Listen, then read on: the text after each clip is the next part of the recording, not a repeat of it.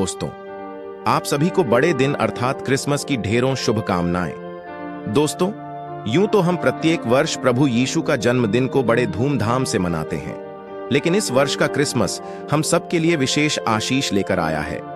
हम बहुत ही भाग्यशाली हैं कि प्रभु ने हमें पूरे वर्ष भर संभाले रखा और हम एक बार फिर से प्रभु का जन्मदिन को मनाने का अवसर दिया है। हो सकता है कितनों ने इस दिन को देखने का इंतजार किया, लेकिन वो देख नहीं पाए। दोस्तों, हम बहुत ही भाग्यशाली हैं। तो चलिए मैं आपको प्रभु यीशु के जन्मदिन की विशेष संदेश की ओर ले चलता हूं। प्रभु आपको आशीष देगा।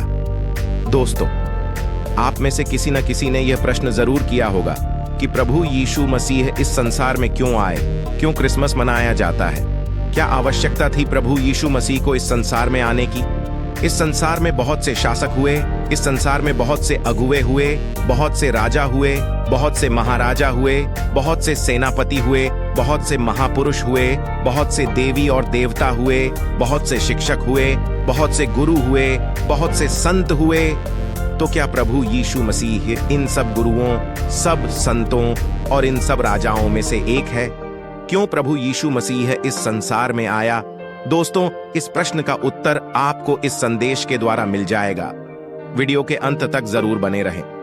दोस्तों, किसी विद्वान ने प्रभु यीशु के विषय में लिखा है कि वह एक छोटे से गांव के गौशाले में पैदा हुआ। उसकी माता एक साधारण परिवार की महिला थी और जोसेफ, जो उसका पिता था, वह एक बढ़ई का काम करता था। जीवन के प्रथम 30 साल उसने एक गांव में गुजारे। वहां उसने अपने पिता की कार्यशाला में काम किया। जीवन के अंतिम 3 साल वह एक प्रचारक रहा। उसने कभी कोई पुस्तक नहीं लिखी, वह कभी कॉलेज नहीं गया, उसका न तो कोई परिवार था न ही कोई मकान।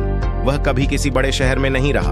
अपने गांव की सीमा से 125 मील से अधिक दूर उसने कभी यात्रा नहीं की। उसका कोई कार्यालय नहीं था, उसने कभी कोई इमारत नहीं बनवाई। उसके प्रचार और सत्य बातों से कुछ लोग उसके खिलाफ हो गए।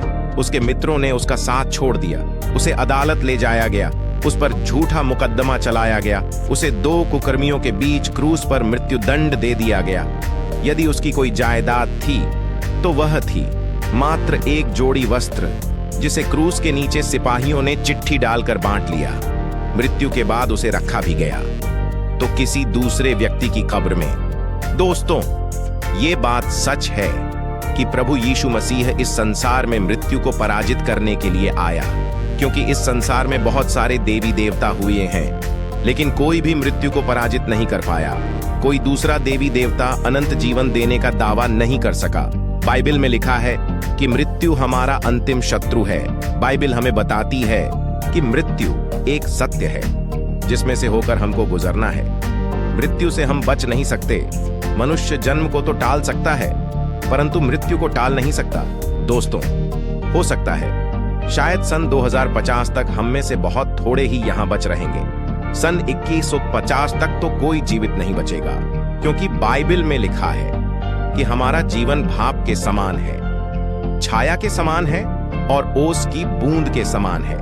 परंतु प्रभु यीशु मसीह में हमको मृत्यु में विजय प्राप्त होती है।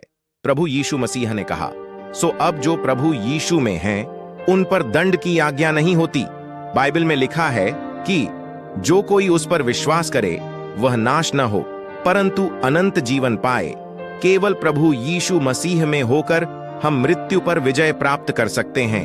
मृत्यु का भय हर व्यक्ति के हृदयों में होता है, लेकिन हमारा प्रभु यीशु ने मृत्यु को परास्त किया और आज भी वे जीवित हैं। दोस्तों, मैं आपको एक सत्य घटना से अवगत कराना चाहता हूं।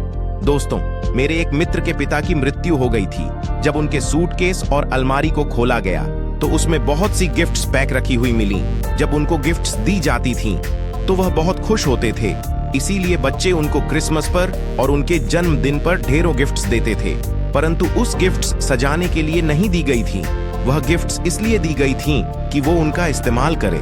दोस्तों, उसी प्रकार हमारा प्रभु यीशु मसीह हमारे लिए सजावट की वस्तु नहीं है, एक परंपरा को पूरा करने की बात नहीं है, परंतु यह प्रभु यीशु मसीह है जिसको हमें अपने जीवन में उतारना है, जिसके साथ हमें जीना है, जिसके साथ हमें इस संसार के पार जाना है।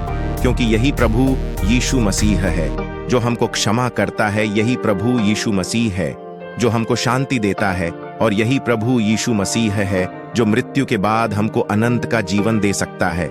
आइए हम मुंबई में हुए भयानक आतंकवादी हमलों पर विचार करें। होटल पर आक्रमण, अस्पताल पर आक्रमण, पुलिस स्टेशन पर आक्रमण। जो स्थान संसार की दृष्टि में सबसे सुरक्षित होना चाहिए, वहीं हमला हुआ। लाशों के ढेर लग गए। जो लोग उस अस्पताल में, उन होटलों में थे, उन्होंने कभी कल्पना भी न की होगी कि उनकी मृत्यु इतनी निकट है। हम नहीं जानते कि कल क्या होगा। हमारा जीवन इस संसार की होटलों, यात्रा के साधनों, यहां तक कि अपने अस्पतालों में भी असुरक्षित है। लेकिन हमारा प्रभु यीशु मसीह हमारे आत्मा की सुरक्षा देने आया। क्या हम उस सुरक्षा को, उस शांति को, उस उद्धार को प्राप्त करना चाहते हैं? ये क्रिसमस इसीलिए सार्थक हो सकता है कि हम अपने जीवनों में, अपने दिल में यीशु को स्थान दें और निर्भीकता, निडरता, विश्वास और शांति से जीवन में अनंत जीवन की ओर बढ़ते जाएं। यही यीशु की राह है। संसार के हर व्यक्ति को यीशु का निमंत्रण है और क्रिसमस का यही उपहार है। परमेश्वर आपको यीशु मसीह के द्वारा अनंत जीवन का आशीष प्रदान करें। अक्सर हमारा ध्यान सिर्फ देखे हुए सच की ओर अटक जाता है और परमेश्वर के लिए, प्रभु यीशु मसीह के लिए हमारे दिल में कोई स्थान नहीं होता। परंतु परमेश्वर हमको मौका देता है कि हम अपने हृदयों में उसको स्थान दें। जब क्रिसमस आता है तो मानो प्रभु यीशु मसीह एक बार फिर से हमारे परिवार के दरवाजों को, हमारे दिलों के दरवाजों को खटखटाता है। परंतु भीतर इतना शोर है कि हमको उसके खटखटाने का शब्द सुनाई नहीं देता। जब क्रिसमस आता है तो मैं आपसे यही कहना चाहता हूं कि प्रभु यीशु मसीह के खटखटाने का शब्द हम सुने। इस उत्सव को बड़े आनंद से मनाएं, परंतु प्रभु यीशु मसीह को अपने हृदयों में स्थान दें। ऐसा न हो कि हम उस सराय के मालिक के समान हों, जो उसकी निकटता में तो है पर उसमें न रहें, उसके पास तो है पर उसके दर्शन से वंचित रह जाएं। परमेश्वर हम सभी को आशीष दे कि हम परमेश्वर के सच को पहचानें, उसे अपने जीवन में ग्रहण करें, यीशु मसीह को अपनी आत्मा में उतारें और उसके बताए हुए मार्ग पर चलें। यही इस वर्ष का प्रभु यीशु मसीह का जन्म उत्सव का संदेश है। दोस्तों, मुझे उम्मीद है आज के इस संदेश के द्वारा आपको अवश्य ही आशीष मिली होगी। आज के इस संदेश के लिए, प्रभु की महिमा के लिए एक लाइक जरूर करें और चैनल को भी सब्सक्राइब जरूर करें। प्रभु से प्रार्थना करता हूं कि हर व्यक्ति के जीवन में खुशहाली पूरे जीवन भर बनी रहे। आमीन।